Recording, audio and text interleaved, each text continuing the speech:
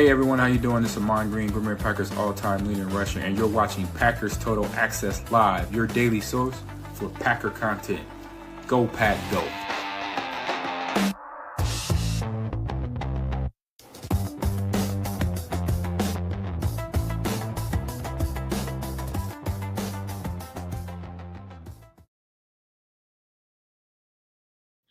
Good morning, PTA listeners. What's up?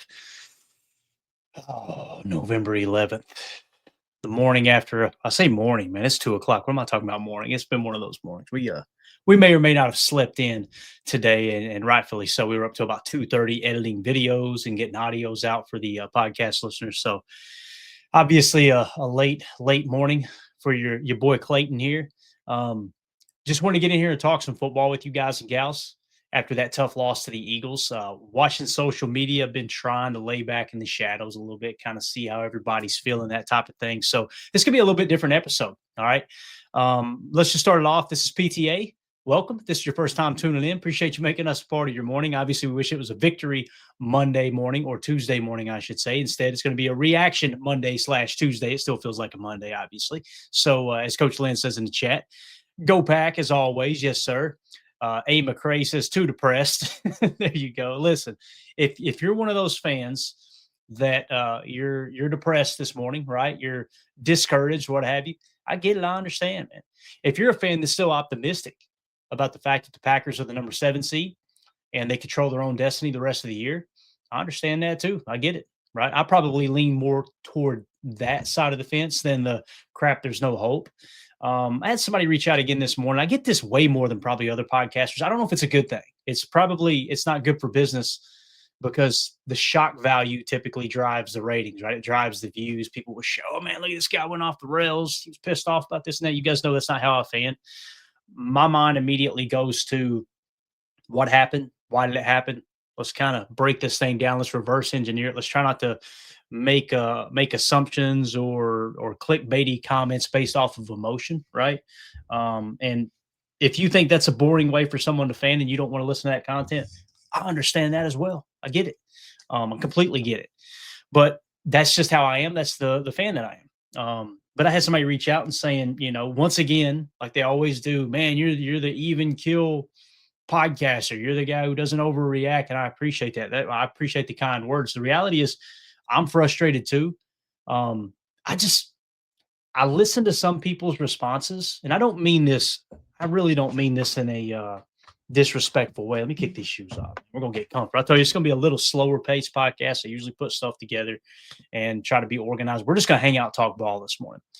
I usually try to kind of slow down and understand, all right, where are they coming from? But there's some takes out there that's just, it's frustrating. I'm like, if you probably caught on, I typically don't reply to Packer fan tweets unless somebody asks my opinion. I was raised in a way that you keep your mouth shut until you're spoken to. And if someone wanted your opinion, they would ask for it, right? And if they don't, then they're not going to ask for it. It's that simple. Let me open this Diet Coke, which, by the way, shout out to Diet Coke, man. We got the Santa packs are back. Am I the only person that's a Christmas freak and in the festive stuff? Man, got Santa on the Coke can. Let's get it. Kidding me? It's the most wonderful time of the year. So I try not to respond to people's tweets unless they ask me for my opinion. But man, it's like, in a nutshell, you've got former quarterbacks who are defending Jordan Love, saying he did nothing wrong, right? You've got Matt LaFleur fans, which I kind of fall into that group, who are defending Matt LaFleur as if he didn't do anything wrong. You've got, I don't want to say any names here, but you've got former wide receivers / wide receiver people who pretend like the receivers did nothing wrong. You've also got people that are showing clips of Aaron Banks getting beat like a drum last night on the offensive line.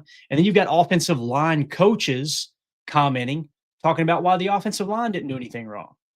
And I'm sitting there going, okay, biased opinion, biased opinion, biased opinion, biased opinion. I have combed through social media for an hour and I've learned nothing about this game, right? So what I did was I put a filler out there on Twitter, and there's a little method to the madness. I put a filler out there saying, hey, if you had to pick one, no matter how direct you give instructions to people because you're trying to accomplish something with the tweet, they'll always go against the rule and give you 5 different things and this and that, muddy the water. And I try to respond and say, hey, please, just one. What I'm trying to do is ask, if you had to pick one aspect of the game, what do you think was the most important? What went wrong? If you had to put your finger out, like, okay, if we fix this one thing, and it may not just be one thing, that's not the question though. If you had to pick one thing, what would it be? And what you're trying to do is gauge interest in terms of, all right, what do you think is the biggest problem for the Packers? And again, if you didn't know what the score was, you didn't know the Packers record, you didn't know the standings, you would probably be thinking this might be the worst team in the league. Boy, they're in the dumps. That's not the case with this team. You've lost the last 3 games by a combined 9 points, right? Each of those games you lost by 3 points. The 3 losses you haven't lost 3 in a row, you've lost 2 in a row, right? You look at that and you look at how the team's played and inconsistent. My first question would be, well, why are they inconsistent? It's either bad coaching, a young team, young, inexperienced team, or both. I think it falls more on a young, inexperienced team rather than bad coaching, because you can't expect the coach to take the youngest team and get them to play like 10-year vets. You just can't do it, right? At the same time, there's decisions that Matt LaFleur makes that I disagree with.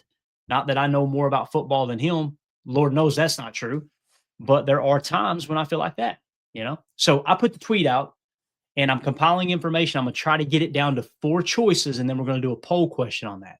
In the meantime, you guys know the best way to support what we do here, if you want to be a part of our community here at PTA, is to join our Patreon group, right? And that is patreon.com/Packer Fan Total Access. We've got a questions for the show chat in there. And it's not to have a conversation, for people to have a conversation. It's in there. It's fire questions away. We'll read them off on the air as if they were a super chat. And we also honor super chats here too. So if you guys got a question, just fire away the super chats. We'll hit those. We'll try to hit with the normal comments as well if we have time. So what I asked was, I need feedback. Okay. Comment below your biggest complaint about the Packers team so far. If you could only choose one, what do you think needs fixed first and foremost? No one respond to any other person's complaint. I don't want this to turn into an argument.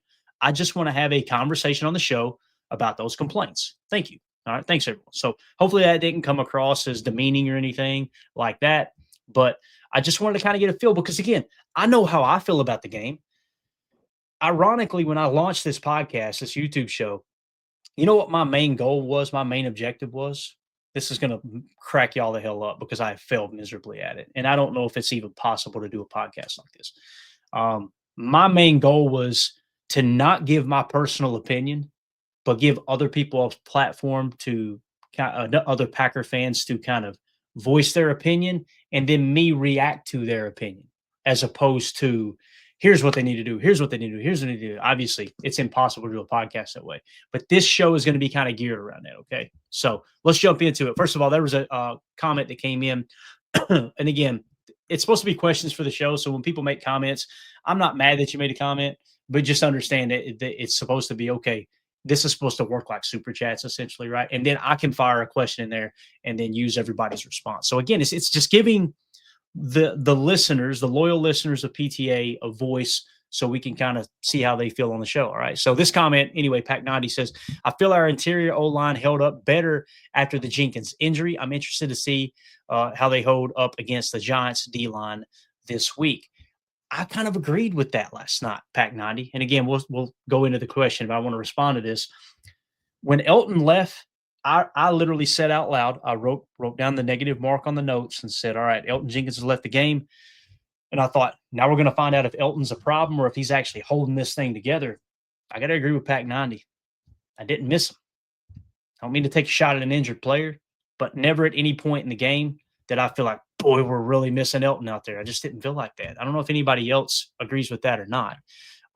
However, let's get to the question I just asked, though, okay? Elijah Gwynn.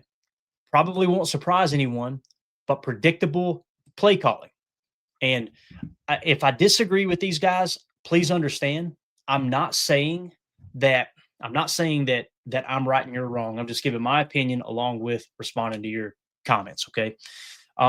When you say that, that's a very, very, very vague statement, right? And it's hard to answer this question with any specifics, Elijah. I got you there, man. I understand. But when you say predictable play calling, the problem I have with that answer is how many times last night we seen receivers running wide open. Guys, it got to the point where the announcers are ISO camming receivers running wide open down the field, right? Crossers, climbs, dig routes.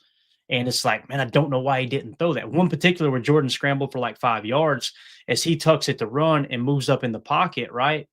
He's literally got a guy wide. He's just got a little lob pass over the middle, and he's going to pick up about 20, 25 yards. Instead, he decides to tuck it, run, and get 5 yards, right?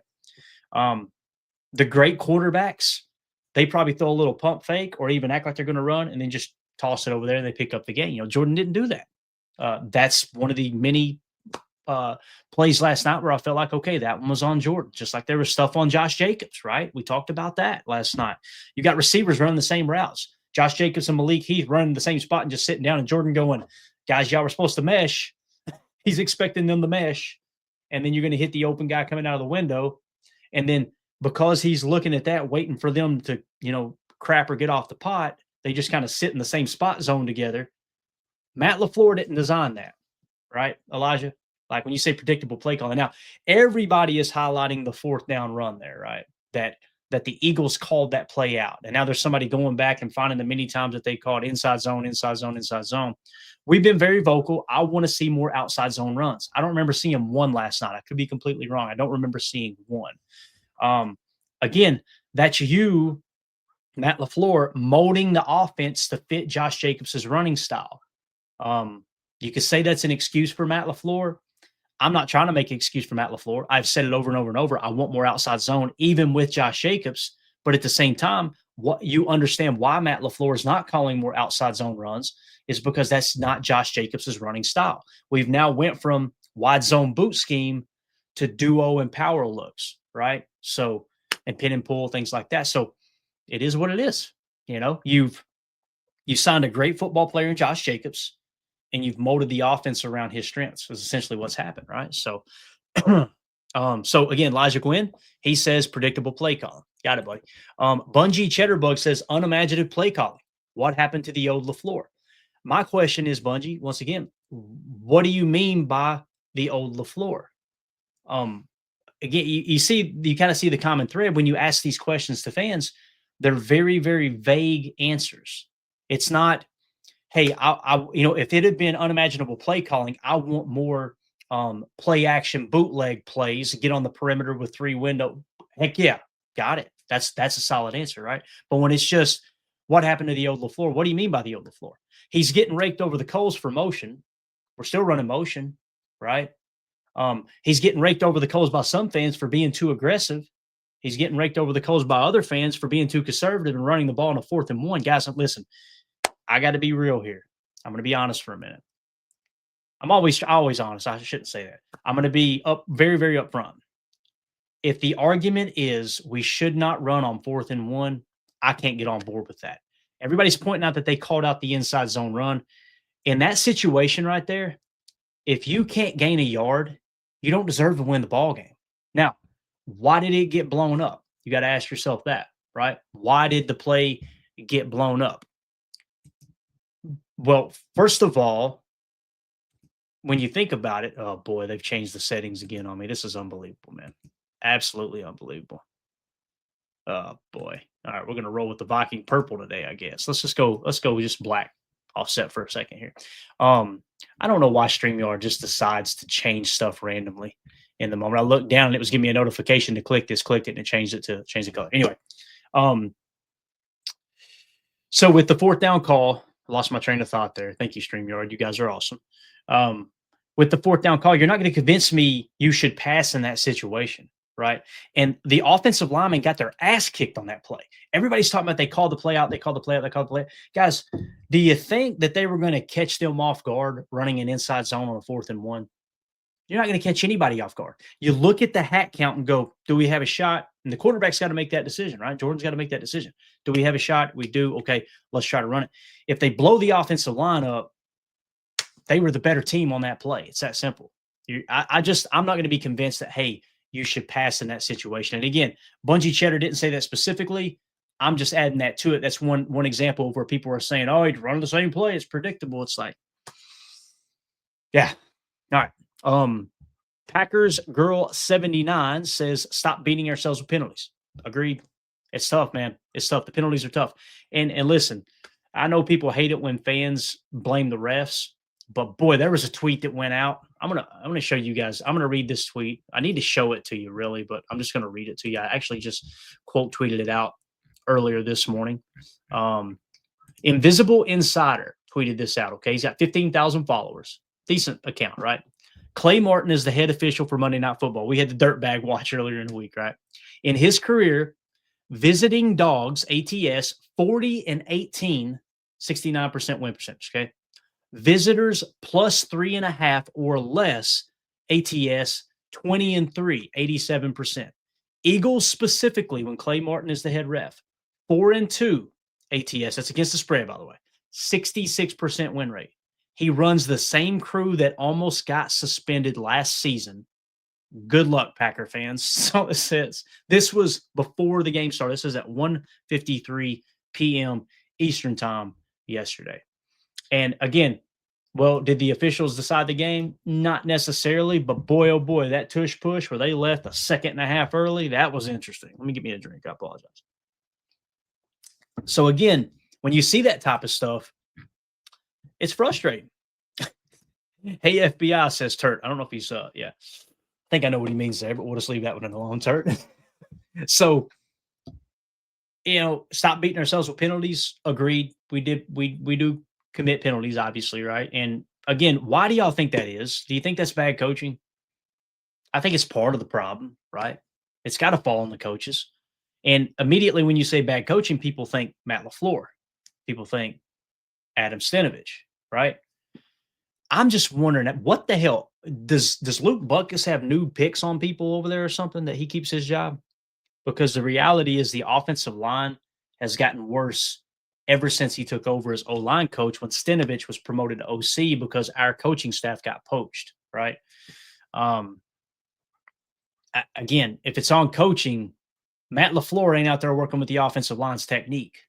That's on Coach Butkus. But immediately you bypass that. Not that Packers girl does, but we as fan base typically bypass that, and it falls at the feet of the head coach, right? So now he hired him. He's allowing it to happen by keeping that coach, obviously. But that's the one coach, the one assistant, like that I look up and go, boy, everybody's calling for Bisaccia's job, Adam Stanovich's job, Matt LaFleur's play calling, all this. And Luke Butkus just back there cashing a check, and that offensive line's playing like cheeks. I'm going to give y'all a spoiler alert. The people who said offensive line was their top worry, that's your boy right here. I think a good deal of blame from last night needs to go on Jordan for not throwing to the open receivers, not getting to the proper answer, right? But you kind of see how it went in the first half where he had a lot of pressure in his face, and you can understand why you get antsy. He settled down a little bit there in the fourth quarter, but also that's when the Eagles kind of started playing the clock like we talk about, right? The clock now becomes your opponent. So, but there you go. Packers girl, thank you for the comment. All right, next, Jennifer Wright. This O-line is, I don't even know what that word means, and can't blame Jordan for dropping his eyes. Pass blocking is bad with stunts, is what she said, I guess, and run blocking is awful. Penalties looked unprepared and surprised each week. Lack of identity on offense, all creativity died. Needs CPR stat. So there you go.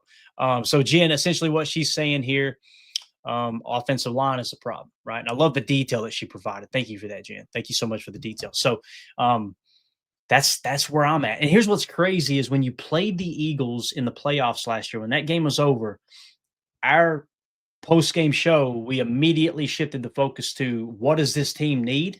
This team needs offensive line. We got beat in the trenches, boys and girls, and we need to fix that.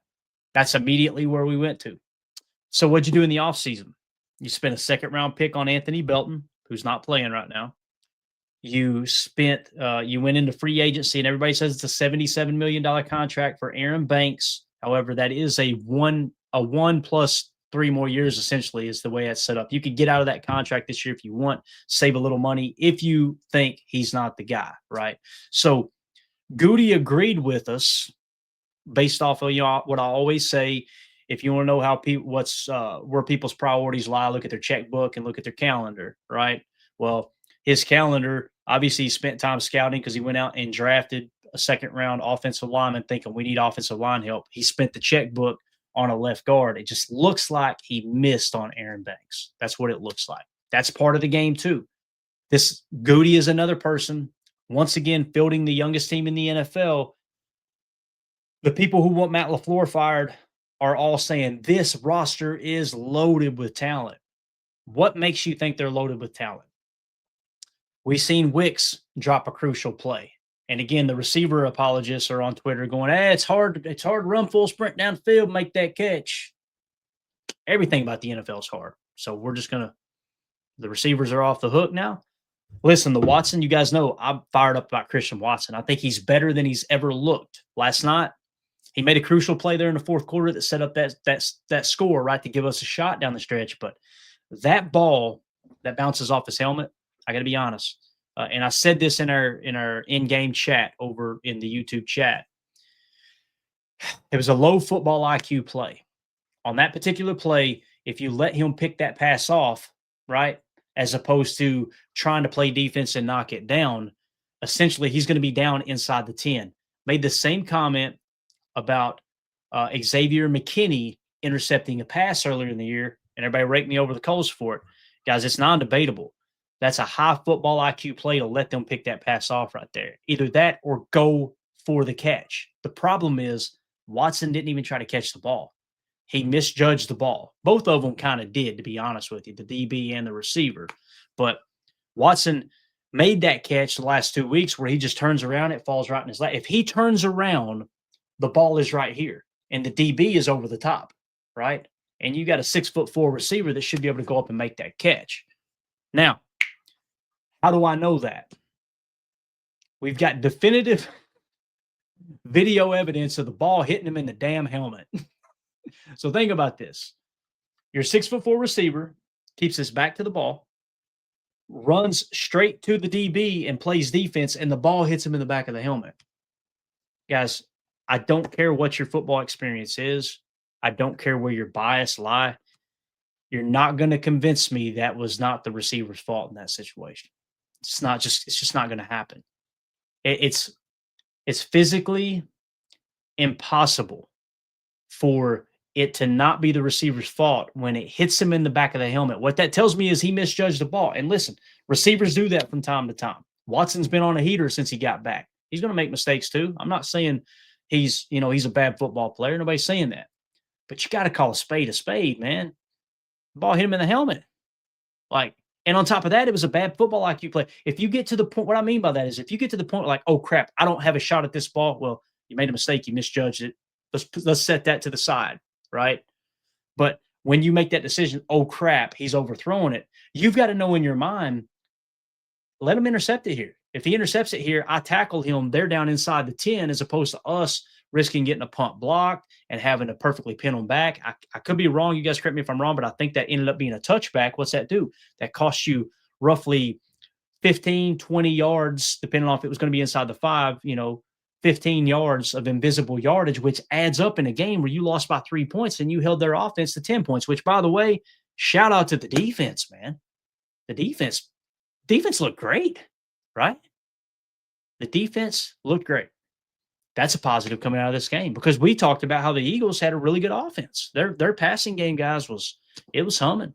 And we shut it down with the exception of having Evan Williams on an island in a cover 3 look. I'm pretty sure it was a cover 3 look. He was playing the hash almost like it was a cover 6, but I think it was a cover 3 look. We'll watch it on the All-22 and get you guys an answer on Chalk Talk. I think he played that as well as he could, man.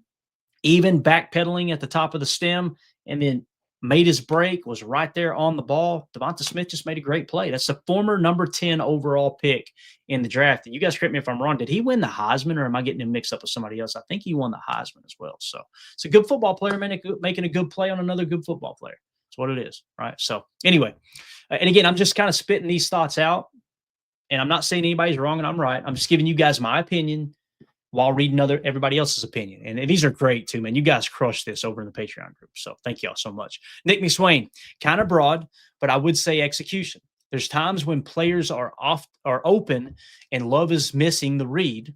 Correct. Agreed. Screen set up with a hat count and someone whiffs on a block. Agreed. Huge gains called back by penalties. Agreed. Honestly, feel bad for LaFleur. That describes kind of how I feel.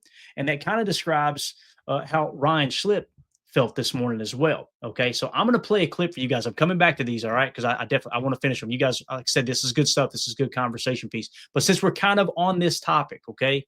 Since like Nick McSwain said, I honestly feel bad for LaFleur. We're going to come back to that. Okay. So we'll come back to that. And now what I'm going to do is I'm going to pull up a DM here from me and Tim. I sent him over a video from the Packernet podcast this morning. If you guys are not subscribed to Packernet podcast, that's where you can find this podcast. Okay. In this show in podcast form, and you can get Ryan Schlip's Packernet podcast, which is a phenomenal podcast. Me and Ryan don't always agree. All right. But the thing I love about Ryan is he puts some freaking thought into his comments, into his opinion, way more than he does his job way better than I do my job. That's why you guys need to be listening to this show. Okay. Here's a 4-minute clip. I'm going to pause it in between, and he goes on a bit of a rant. So you guys are probably going to enjoy this a little bit. All right. But this is him responding to all the social media stuff that we were talking about earlier. And if you're wondering what this video is right here, you guys need to go watch that. It's from ML Football Training. An elderly Kansas City Chiefs female fan has gone viral for going ballistic on the Bills and Josh Allen. She said to hit Josh Allen in the nuts. It is hilarious. You're talking about a passionate fan. That's what that is up there, if y'all were wondering what we were laughing about. So anyway, here we go. Ryan Schlip from the Packernet podcast. We're going to blame this. I was reading a comment. We're going to play this. We'll pause it in between. Here it is. I'll try to get the volume right for you guys and gals as well. Here we go. Let's have some fun with this. Intelligence are the things that they're saying. But I'm coming over here because I'm like, I just want to see what the national people doing. And almost. So he said he got away from the local Packers stuff. And like, all right, what are the national media saying? Here we go. Every single one of the major Packers people are saying this ridiculous. I can't believe you would run out of shotgun on 4th and 1. We have been over this so many times. This has been litigated in the court of social media so many times that if you don't know this, I don't know how you have the position that you have. Unless you are just a casual observer of football who doesn't spend any time on social media where these things have been discussed ad nauseum, you should know that you can't say that anymore unless you're an idiot. Because running out of shotgun has a high success rate. Also, we've converted 3rd and 4th and shorts the entire game running the ball. We just did it several minutes prior to, but this didn't work. And because in your brain, anything that doesn't go the way that you want it to go, you immediately pin it on Matt LaFleur because you're freaking brain dead. That right there, guys, is the absolute truth. You're not going to hear more truth than that statement. We were running the ball on those situations and out of the gun and picking up first. I think there was one on a 2nd and long. We ran the football and gashed the hell out of them. I'm like, great freaking call. Thank you for sticking with the run right there, right? Because the people were saying, we got to pass. Get away from the run. We got to pass. We got to pass. And then we throw an interception, and what do? Matt LaFleur and his stupid play calling, like, bub, we had 2 people running open on that combination, on that route combo, and he throws an interception, or the fumble in this case, right, where he gives up the play. It's like, you got to know situationally, if you fumble that football, you take 3 points off the board, and you most likely lose the turnover battle, which both ended up being true. The reason the middle lane ended up tied 0-0 is because you fumbled the football right there. You literally tried to do too much when you should have taken a sack or just thrown the ball away.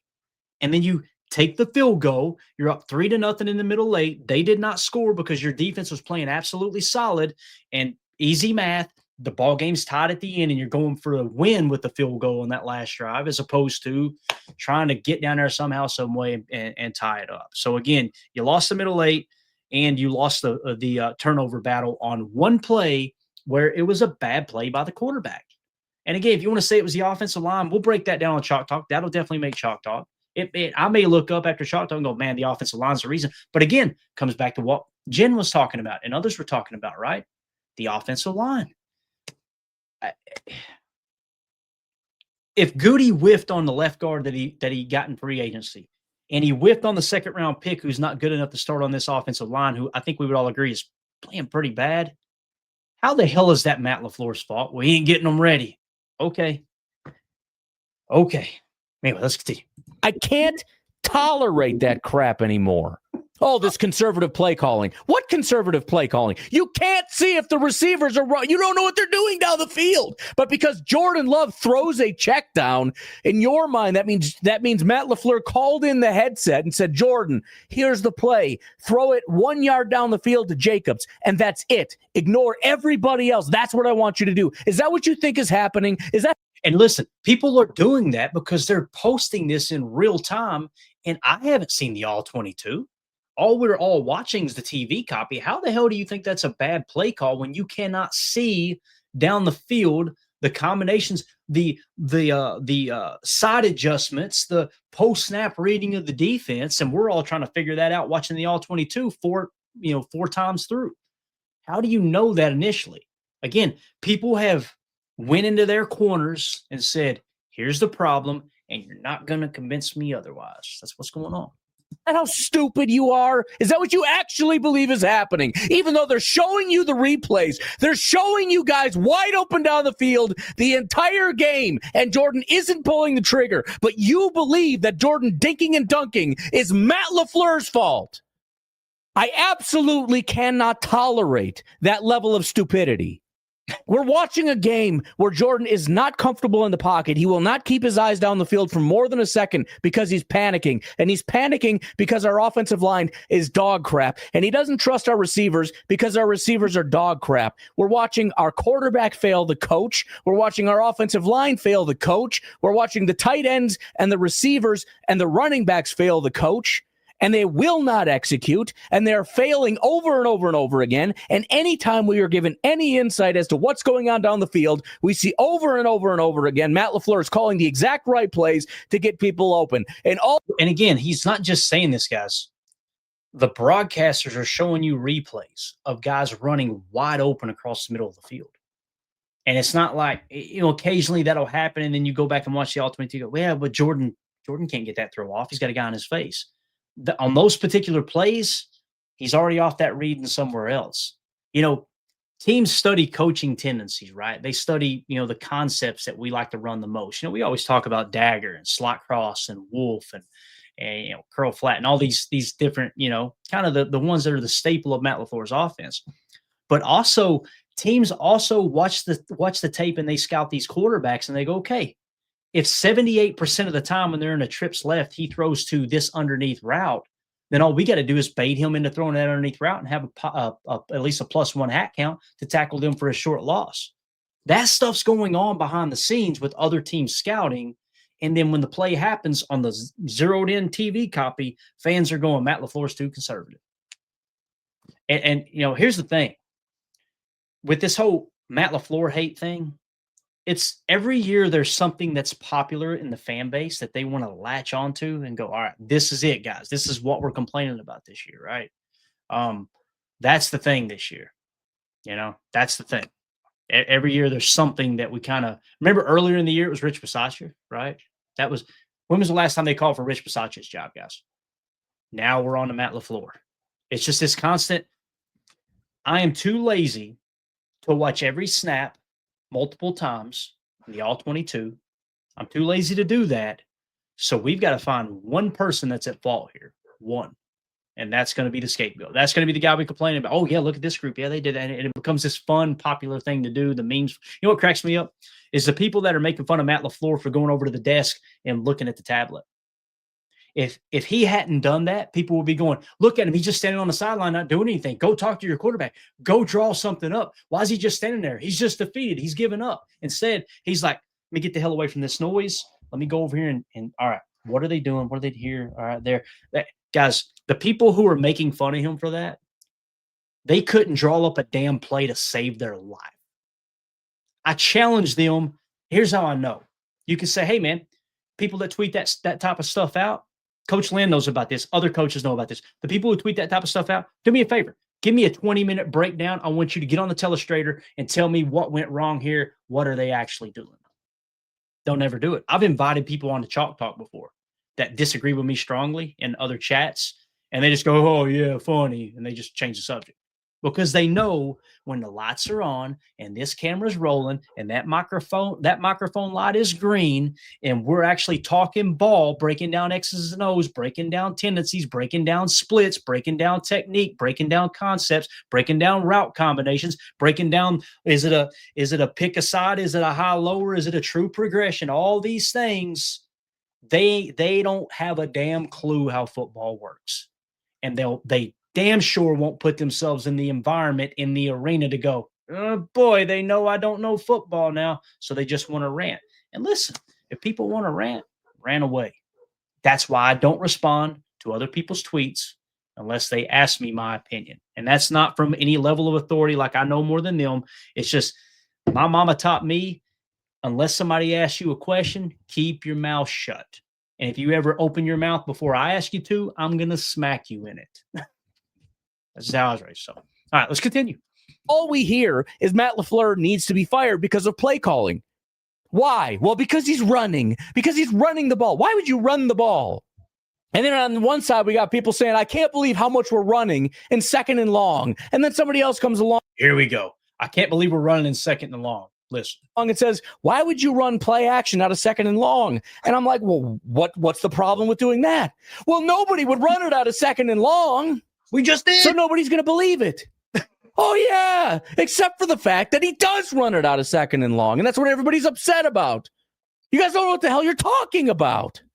It's also worth noting that the Packers are one of the best play action teams and the Eagles are one of the worst play action teams. So running play action in general, kind of a good idea. I'm glad he hit this because I seen a tweet earlier that the reason that we're losing is we're not running enough play action. We've dwindled our play action count, right? We've gotten away from play action too much. And he's talking about people complaining that we're running play action because it doesn't work.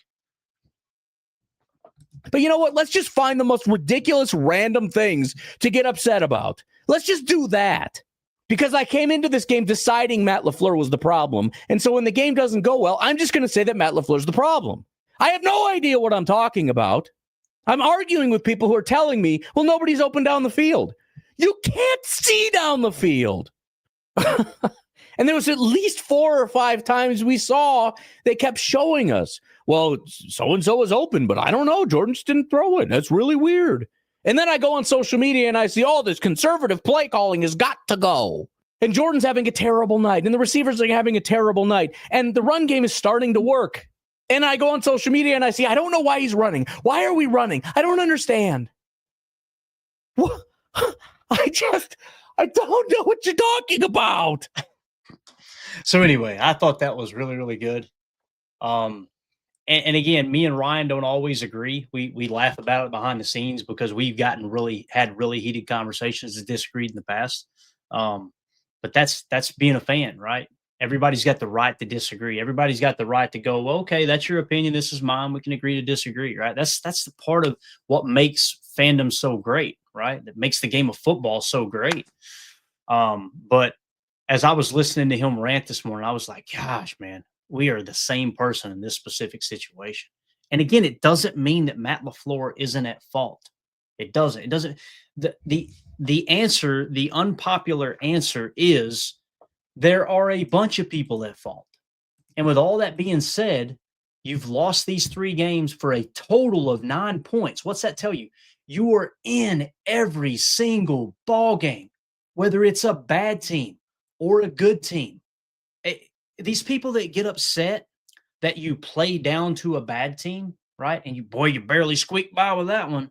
And then they don't get upset when you play up to a good team. And it's like, which would you rather have? Would you rather have a team that beats the hell out of the bad teams and loses to the good teams and you get the hell beat out of you by the good teams? Or would you rather have a team that's always going to scheme to have you in the ball game? Again, if you win these 3 games that you lost by 3 points, if you win those, do you understand we've got 1 tie on the season and we are the best team in the NFL? Would you still be complaining? That's the question. I'm genuinely asking. Because if you wouldn't still be complaining, then it's all about you're just going to pout up and get pissy and get upset when we lose ball games. I get upset too. I do. But again, man, you got to keep it real. You've got to keep it focused on what happened, why did it happen. Again, that's just kind of how I see it. So let's go to the chat here real quick, and we're going to get back to the questions for the show. Again, I wanted to do things a little bit different today. J. Cole says, I agree with both sides. I don't think Matt LaFleur should be fired right now, but he ain't blameless either. Yeah, that's it. But again, Jay, that's not going to trigger a dramatic argument on social media, right? And that's why people like to find their corners, pick them. I was trying to get caught up in the chat there. Somebody was saying that we were patronizing douche. Peace out. So cool, man. Hey, guys, if I'm being patronizing, I apologize. I tried to preface it with, I'm going to give you my opinion, right? We're going to hear out other people. We're reading other people's opinions. There's some of these I disagree with, right? So those type of people are the ones that just, I'm right. You need to concede to me and say, hey, listen, he's right. Everyone bow down. He knows everything. Okay. And everyone else just needs to take a back seat because that guy has it all figured out. I don't have it figured out. We're just going through what happened. That's all we're doing here. So if that, I'll tell you this, Bob, whoever it was, Byron Mantooth. Okay. All right.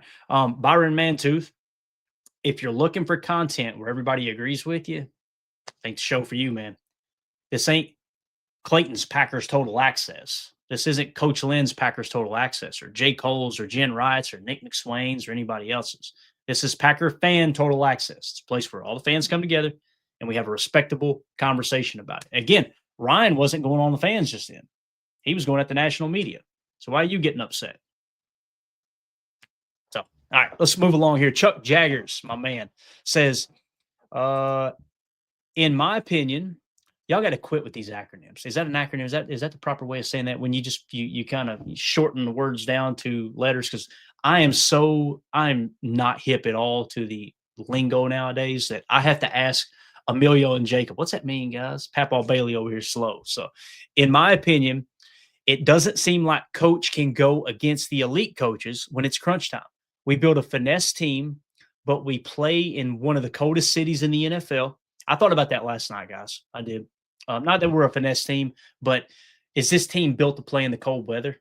You know, we're one of the complaints is the receivers dropping passes last night. Is it a coincidence? It's the coldest game so far this year. Well, the other team didn't have a problem catching it. That's a fair point.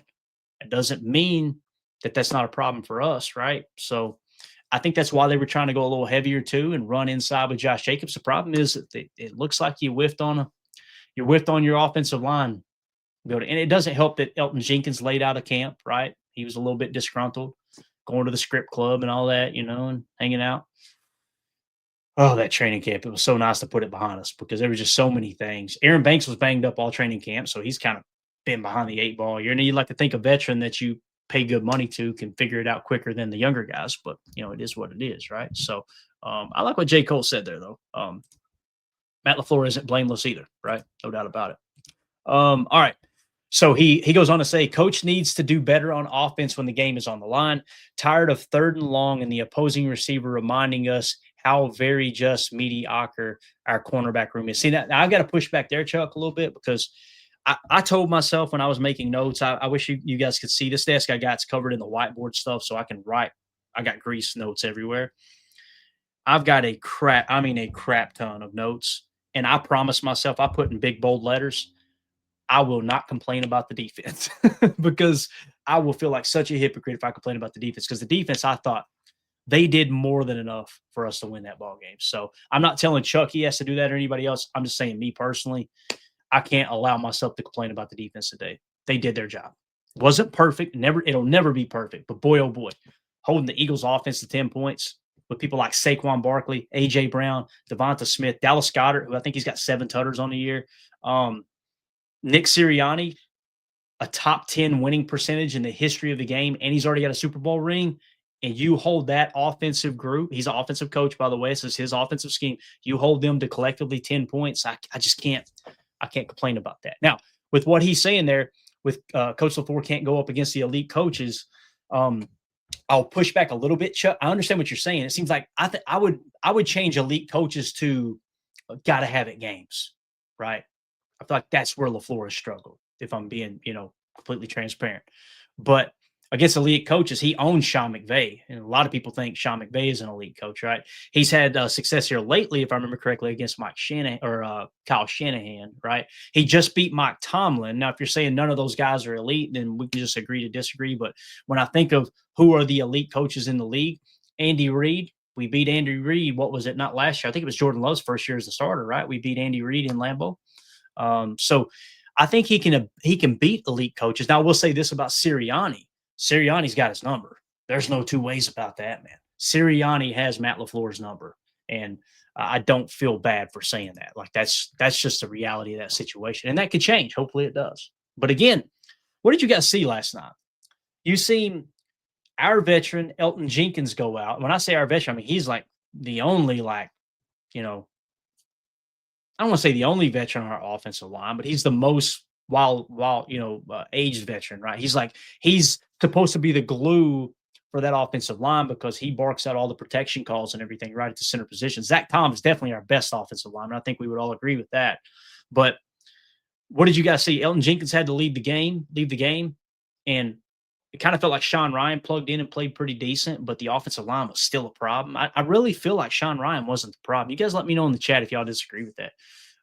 But on their side, you seen Lane Johnson go down, and boy, next thing you know, he's back in the game. They shot that ankle up, and he's good to go. And it's just like that offensive line kind of rallied around Hurts a little bit. I definitely feel like they're better in the trenches, both offensively and defensively. That's wild to think about when you paid all that money for Michael Parsons, But again, Michael Parsons, speed rusher. He can play with power. I don't know, man. Me and Emilio disagreed about this on the postgame show last night, but people seem to think that I know Emilio thought, and PFF agreed with him, that Micah had a great night last night, and I kind of felt like that. I'd rather have all that money tied up in the best 3-tech. That's why a 3-tech can push the middle of the pocket. You can kind of cage rush the outside against a mobile quarterback. We've seen what I've seen, and I could be wrong, but Micah Parsons rushing too aggressively outside, allowing Jalen Hurts to step up and out. But again, the defense isn't the problem. Let's move it along here. Bill Brasky in the Patreon group said, offensive line, Love is elite when no pressure, bottom 5 with pressure. Jacobs is great, but imagine if he got consistent holes to run through like Dowdle did last week. That's a very fair point, Bill. So I think Bill's saying offensive line pretty straightforward. Thank you for the straightforward answer there, Bill. I agree with that, right? Emilio, of course. We are missing Travis Glover more and more by the day. So there you go. Man, I did not have this on my bingo card this year. But and by the way, if y'all are wondering, man, those are some pretty stripes on that yard. He didn't do that. Don't let him lie to you. He didn't stripe those up. Jen Wright says, when Willis played quarterback, we game plan to his strengths. Seems like we don't have the personnel to play to Jordan's strengths, or Matt needs to evolve the team to play to its strengths on offense. I love the idea there, Jen. I know you're not really giving an answer of play to his strengths. Specifically, I don't really know what that answer would be there. I feel like Matt did that last night, or else we wouldn't have had receivers running wide open. It's always going to come back to that. I hate that it does because it seems like a cop-out. But when you've got receivers running open and your quarterback's not getting on the ball, it's just hard for me to dive into it. This isn't just about Jordan Love. This was happening with Aaron Rodgers. I remember people complaining about Aaron Rodgers going, he's got a guy open. He needs to throw it. He needs to throw to that guy. And there were some times I agree with it. Other times I disagree with it because they might have ran a choice route wrong. And even though they are open, Jordan or Aaron wasn't expecting them to be in that spot. But again, that's a byproduct of having young receivers, kind of is what it is. Got the youngest team in the league. Hate to say it, but it is what it is. Cannonball John in the chat says, offensive line last night, Jordan Love was under duress and looked uncomfortable. I agree with that. He did look uncomfortable, especially early, man. He's just like he was rattled, right? JJ was fighting for every yard through contact as he entered the line. Tip your cap to Josh Jacobs, other than him running that wrong route, which, by the way, that made the notes too. We talked about the fumble, right? The other one is receivers running the same routes. Josh Jacobs and Malik Heath running into each other on that spot. Don't know what they were doing there. Obviously, Jordan was expecting them to mesh just based off of what he was watching. And then another time, too, if you'll remember, you had Josh Jacobs went out. He was supposed to run an out route, and he kind of got there and just turned around and looked at Jordan as he was fading out. It was like he just had a mental lapse there. Other than that, though, Josh Jacobs, man, he's a dog, man. He's kind of become the heart of this team. I really believe that. So he goes on to say, regardless, the offense made critical mistakes. Is it Is it no swag, no tempo? The defense sure showed their emotions, not angry at all today, but it's do or die the rest of the way. We did play the Super Bowl champs, and we had them. We beat ourselves on offensive miscues. That is such an accurate statement there, Cannonball John. And that's the other thing, too, is like I put a tweet out yesterday going, man, if the Packers somehow beat the Eagles, we're going to have all kinds of receipts because everybody expects the Eagles to beat them. Now, there's a few Packer fans that go, you don't have faith in your team, as if that's going to control whether or not they win the ball game. Of course, they don't watch the show and know that I picked the Packers 20-17, but I don't have faith in my team. I was just simply saying people are expecting the Eagles to come in and beat the hell out of the Packers, and that did not happen, right? So there's going to be a portion of the fan base that goes, yeah, Clayton, but I'm tired of it being that way. I am too. You better change something. What do you change? Stop being the youngest team in the league. Stop holding it up like it's a trophy. You know, part of me gets excited when I hear it, right? Yeah, we're young. That means, man, we got our best football ahead of us and this and that. And then the next year you let a veteran or two walk, and then you have a whole nother draft class come in, and now you got rookies making mistakes. And I got to get on this podcast and go, well, he's a rookie. Rookies make mistakes, you know? Obviously, it doesn't apply to Josh Jacobs, but you guys understand what I'm saying. So, he goes on to say, let's see here. Yeah, so we got all that one. All right. So now we got Bob Noxious. I hope I'm saying that right.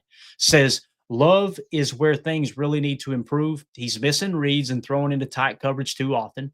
As Bill Brasky said, he's a bad quarterback when pressured. Fixing the O-line would help, but good quarterbacks can play under pressure. Love stands in the pocket and isn't afraid to take a hit. Kudos for that. I agree. But he needs to make better decisions. Sometimes I think we should give Willis a shot.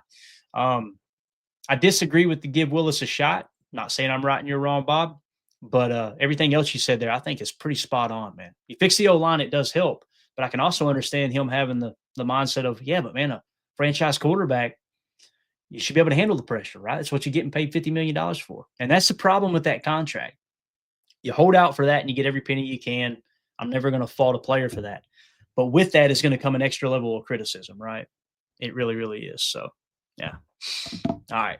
And then let's see here. Bob Noxious says, I'm old enough to remember Holmgren calling out Favre for throwing too many interceptions, and that was a focus of his. Favre improved. I'm sure Matt LaFleur is focusing on Love's decisions. We just need to see the improvement. So there you go. Got it. Yeah. Yeah. And that is so true.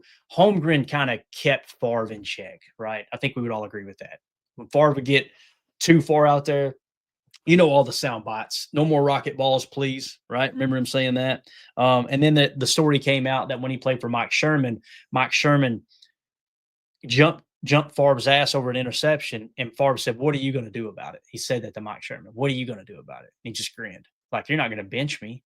And he was right. So that was kind of the decline of Favre going from the 3-time MVP Super Bowl champion into still a really good quarterback and plays the game the right way. But you get to that point where your coach can't actually coach you. That's that could be a little tough. That's a tough place to be, man, for sure. So, all right, let's see. Let's go to the chat real quick. Nicholas Duran says, we could have helped with the mesh package on some crossers. I really believe Watson across the middle is a cheat code. I agree with that, man, with the crossers. What's his name? Troy Aikman said, he called it a scissors concept. We call that crossers. I've always known scissors as in a 2x2 set or just a 2 set on one side, meaning there's 2 receivers on one side. One runs a post, one runs a corner. I've always known that as scissors, but I'm not going to argue with a Hall of Fame quarterback, right? I mean, I've got it on my play art here. I ain't going to hold it up for you guys, but I mean, I'll hold it up, but you ain't going to be able to see it. But right here, scissors, right there. That concept, if you can see it. I don't know if you can. That's scissors. So he called a crossers concept scissors, and maybe that is just a bold or a very vague kind of statement for that type of, like mid to deep mesh, essentially. Because what mesh is obviously it's what I think that Malik Heath and Josh Jacobs were supposed to do, or maybe Malik Heath was running a spot route and Josh Jacobs was supposed to continue outside, and they just kind of stopped in the same spot. Again, that's not on Matt LaFleur. That's not on Jordan Love. But there's enough blame to go around for everybody. There's no doubt about that. So, all right, let's see here. J. Cole says, no shade, Clay. I just see things I don't like with our team. No, I got you, man. Listen, we're in here having a respectful conversation. That's it. That's what I love about our crew. And you notice the guy that came in here, like, I don't ever remember us having a conversation with him, right? Like the outsiders come in here and they want to push their opinion on you and try to make you feel like, no, you're wrong, I'm right. And I want this to be about us coming off the toughest loss. I wouldn't say the toughest loss of the year, to be honest with you. I mean, that's the other thing that gets me, guys, is like if you're coming into this game, you looked at how everybody had this thing picked, and we've seen how the line opened and it's completely swung back to where it was even, right? And then, of course, we know that with the Packers being the home team, that's 1.5 to 3 point advantage. So it actually means, even though it's showing an even line there right before halftime, it probably finished at a half a point, like sometimes it does. You're actually saying the Eagles are favorites. Everybody picking the Eagles, all this stuff, right? If you told me, hey, Clayton, you're going to lose your starting center in this game against the Eagles, right? And you're going to have a crucial fumble in the middle eight that's going to cost you the middle eight and the turnover differential, I would say we lost that ball game. You know, it is what it is. Got to play better. And again, that fumble, I want to be very clear, guys. That's on Jay Love. I don't care if they came on a jailbreak blitz and the offensive line all laid down and just let them through. Jordan in that situation at some point has got to become the quarterback that goes, I got to lay down here. I got to get rid of the ball. We cannot take a fumble. We cannot have a fumble here, right? Top priority, protect the football. Instead, he's getting tackled and trying to shovel it out and this and that. Now, if he shovels it out and it falls incomplete and there's no grounding call, we're going great play, right? But I'll be honest with you, in the back of my mind, I'm going, boy, that could have been disastrous. So, yeah, kind of is what it is right there. All right, let's shift gears here. I think we kind of hit on everything. I'm sorry I couldn't be more involved in the live chat. Obviously, we had the others pulled up, and I trust those in the Patreon group. Not that I don't trust you guys in the YouTube chat, but you know how it is, man. Sometimes I'll fire a comment up there, and we damn near get canceled, so we got to be careful there. Let's take one quick look at the playoff predictor. And I apologize for the pace of this show, this specific show here, guys. I just wanted to get in here and just kind of have a conversation, kind of see how you guys feel, how the Patreon group felt, that type of thing. So let's take a look here at the playoff predictor. The updated standings going into week 11. All right. The Packers are the number 7 seed at 5-3 and 1. Is that updated? Yeah, that's right. Yeah, 5-3 and 1. So we're sitting at the number 7 seed at 5-3 and 1. Okay. We're third place in the North as it sits right now. People see that and go, I can't believe this. Calm down. All right. These guys have got to finish strong just like we got to finish strong. Right. So 5-3 and 1 is where we sit. We're the number 7 seed. Okay. So let's talk about just the NFC North teams this week. All right. Let's kind of give you normal scenario first, and then maybe we'll clear it off and go best case scenario, worst case scenario. Okay. So let's say you got the Chicago Bears going into Minnesota. All right. Let's go best case scenario first. Okay. Let's say the Minnesota Vikings upset the Bears. Bang. All right. Now the Bears drop down to number 3 in the North. All right. And they're officially out of the playoffs, sitting there at 6-4. All right. Let's say the Packers take care of business against the Giants. Again, this isn't a prediction. We're just kind of laying out a scenario. Okay. Best case scenario for this coming week in week 11. The Packers win. All right. The Packers are still in second place. They're the number 6 seed in the NFC in the playoffs. Right. Now let's move down to the Lions game. They're playing the Eagles at Philly. Okay. It's going to be a tough game, obviously. I think that's going to be a great game. I'm really interested to watch that and see if the Detroit Lions and the Bears, guys, we got to acknowledge they're on heaters right now. They're playing pretty good football. The Giants gave the Bears that game last week. The Lions looked dominant. But again, I don't mean that like as an insult to the Bears. You got to give the Bears credit. They're figuring out ways to win football games. And they're starting to believe, right? They're starting to believe in themselves. And that's a scary thing. It is, man, for sure. So you got to give credit where it's due. Let's say Philly beats the Lions. So best case scenario, just the NFC North teams coming out of week 11, all of a sudden we're back in first place in the North and we're the number 4 seed in the playoffs, right? So that's best case scenario. All right. Now let's reset it and let's kind of talk about what if half of that happens, right? Let's say that the Bears beat the Vikings, which I think that's pretty reasonable to think they could. Let's say we beat the Giants. I think we should be able to beat the Giants. I think we're 8-point favorites right now. That doesn't mean a hill of beans. Believe me, I know, right? And let's say that the Eagles beat the Lions. Okay. If that happens, the Packers are the 6th seed, the Bears are the 3 seed, and they're leading the North with us being basically a half a game behind the Bears. Okay. So in that scenario, again, the first 2 scenarios, kind of a split scenario and a best case scenario, we are officially still in the playoffs, right? So now let's reset it and let's go worst case scenario for week 11, right? Let's say the Bears win their game over the Vikings, the Giants upset us, and the Lions win their game. Now the Packers are out of the playoffs with however many games left. What would there be? 6 games left, I believe, if I remember correctly. That would put us, let me do the math real quick. I'm so bad at this, man. So bad at it. How many games would be left there? Be 9, 10. Yeah, so it'd be 7 games left, right? With 7 games left, the Packers are in 3rd place in the North, and we're out of the playoffs. Okay. Now we know next week that can quickly turn. That's worst case scenario for this week. Let's just skip ahead to 12 and say, okay, week 12, and worst case scenario that we just laid out. Let's say everything goes right for the Packers the next week. Let's say the Giants upset the Lions, the Packers beat the Vikings, and let's say that the Bears get beat by the Steelers. That's all reasonable, right? So with that case, with that happening, of course, that was the where's the Vikings at? Let's make sure we get the Vikings in here too. We already hit. Oh, we were playing the Vikings. Okay, cool. So in that case scenario, best case scenario, the following week, we're still in 3rd place in the North, and we're still out of the playoffs, right? So this week is pretty crucial. We go on to week 13. Let's say it's a normal week. Let's say the Lions. Let's say we go into Detroit and we upset the Lions somehow, some way, right? Let's say we go in there and get that dub on Thanksgiving like we did, whatever it was, 2 years ago when nobody expected us to win. Jordan Love's first year as a starting quarterback. Let's say the Philadelphia Eagles beat the Bears this week, and let's say the Seattle Seahawks beat the Vikings. All of a sudden, we're back in 1st place in the North, and there's still 5 more weeks left in the season. You see what I'm saying? So it's going to be very, very fluid as we go along here. And as you get a little later in there, you're going to see these teams are playing some pretty good teams. Now, obviously, the Lions, they should beat the Cowboys, although you never know, right? Then we got the Bears at Lambeau. Let's say the Packers win that game against the Bears, and let's say the Vikings just win their game just for craps and giggles, right? We're still in 1st place in the North, right? And now the Lions are the number 6 seed, and the Bears are in 3rd place. So you can see how quickly this can swing. So I just wanted to kind of I like taking a look at that every Monday/Tuesday morning, depending on when the game is played, and just get kind of an update. Here's what we're looking at in the upcoming weeks.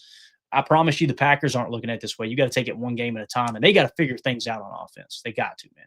Protection, the miscues, the mistakes, Jordan Love's accuracy, or not Jordan Love's accuracy, more so. That's the thing, too, is Jordan Love's been accurate, right? I didn't feel like he was inaccurate last night. It was just bad decisions. It was really bad decisions. Kind of felt like he was pressing a little bit, like the pressure got to him. Could be wrong, though. It doesn't help, like they said early, the offensive line in his face and causing problems there. So, all right. So there you go. Again, with everything reset this week, what you've got is currently the Packers are the number 7 seed at 5-3-1. The Bears are the 6th seed at 6-3, and the Lions are the number 3 seed at 6-3. See, I mean, you see, this is a tight race, man. This is going to be so much fun down the stretch. I know people get stressed out when things are this close. But, guys, I'm just going to be honest. I live for this time of year. I actually enjoy the final 5, 6, 7 games of the season more than the playoffs because there's just so many moving parts. And now we've got eyes on this game and that game and all that. I love this time of the year, man. It's so much fun. Holidays, everything. So just got to keep it positive a little bit. Now, we look at the remaining schedule here. I'm going to try to get an idea of when we can do another watch party because that was a blast the other day, doing the hate watch party against the rest of the NFC North. See if we'll have an opportunity to do that this week. I don't think we will, but what we got going on here is, so we're at the Giants 1 o'clock game, right?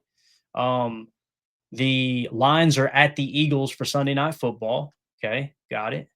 And then the Bears and the Vikings play at 1 o'clock. So unfortunately, the Bears and the Vikings are going to be playing the same time we are.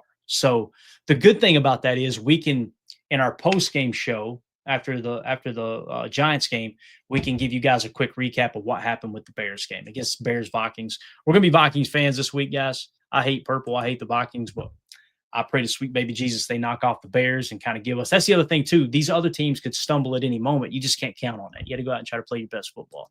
And I know these guys are. So there you go. So that's it, guys.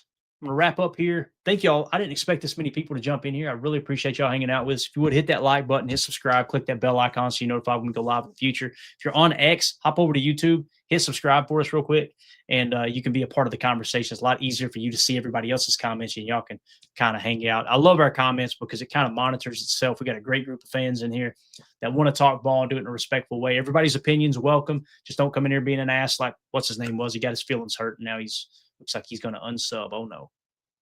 That sucks. So, anyway, with that being said, thanks to the Patreon group, too. We will see you guys tonight, 6 p.m. Central for PTA Live. We're going to look at the PFF grades. We're going to give our opinion compared to the PFF grades. Here's what we think we've seen, what we disagree with, all that good stuff. I got to start diving into the tape and try to get us a chalk talk ready. It may be Thursday before we do chalk talk, but I'm excited about looking at that too, because there's some, like I want to revisit that Watson helmet play, right? I want to revisit those receivers running the same routes. I want to revisit the fumble that Jordan had. Am I being too hard on him, not protecting the football in that situation? Open receivers all night. On the all-22, we should be able to see it, right? Hey, here's another open receiver on this play. He just missed him. The 4th-and-1 run. Who got blew up on the offensive line? I don't care if they guessed that it was inside zone. Surprise, 99% of the defenses in the league is going to think inside zone right here, with the Packers trying to get 1 yard on the 4th down, right? And we'll truly evaluate the offensive line as well. So tonight we're going to be giving away the autographed Lucas Van Ness rookie card. Hopefully we get him back soon too. And that's the other thing, man. We're sitting here talking about how bad the offense was. Hopefully we get Jaden Reed back soon. Jaden Reed is kind of the cog that makes this offense go. You get him and Christian Watson on the field at the same time. We should be getting Matthew Golden back, I would imagine. Hopefully that shoulder injury isn't that bad. He'll miss multiple weeks.